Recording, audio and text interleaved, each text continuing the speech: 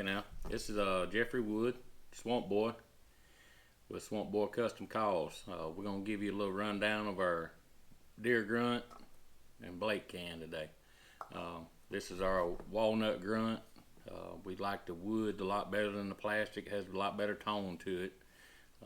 You can adjust this from buck, adult buck to a young buck to a doe. You can kind of see the reeds here, and you just, like right now, it's set at an adult buck all the way back at the bottom. And we got this tube on there, so it's more like a throat.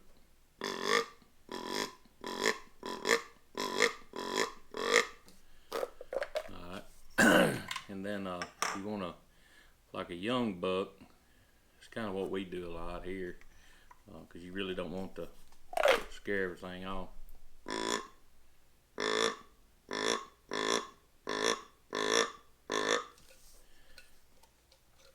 And if you want to get into some doe grunts, like during the archery season, you got these deer come in, they're going to smell you. Not just about nothing you can do to keep some of these does from smelling you. They worse than a buck. But generally what we do is just a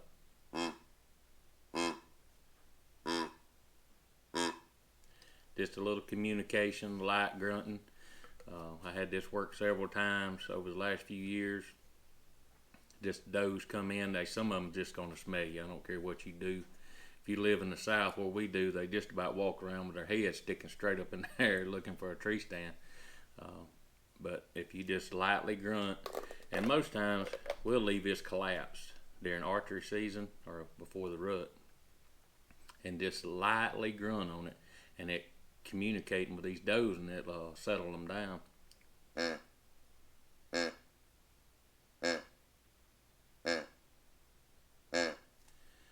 And you'll hear them grunt back to you. And I've had this happen several times last year. Did this hunting on the edge of food plots or in like an oak bottom where there's a lot of acorns.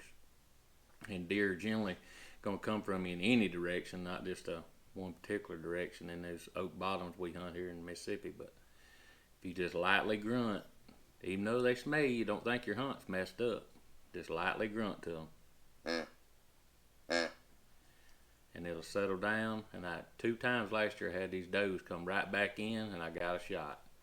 So like I said, this is our grunt, and you can go on up to the end of it where this little bead is on weighted little reed. Get on up toward the end of it and you can kind of do an estrus.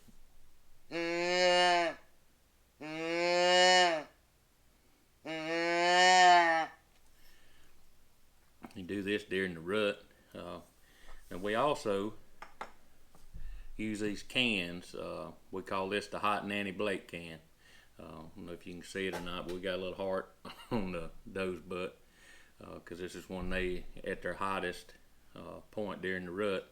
And if you do this at the right time, you better have your gun ready, because a buck will come a running.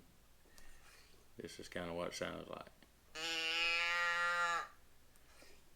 At the right time, there's nothing better. The holes are a little bigger, and it makes it a little bit louder than some of the other Bleat cans I've used over the years. That's why I got these and drilled the holes out a little bigger, just to get a little bit louder sound on a windy day, or a little bit in the fall, even as just a light breeze. A lot of times you can hear that a good ways. We drill these holes out, make it a little bigger. But and like I said, this is the Hot Nanny Bleat can. We're gonna have new packaging for all of these. All our fall calls, which would consist of a buck or deer grunt, Bleat can, and a squirrel barker, will be in like an orange kind of fall color.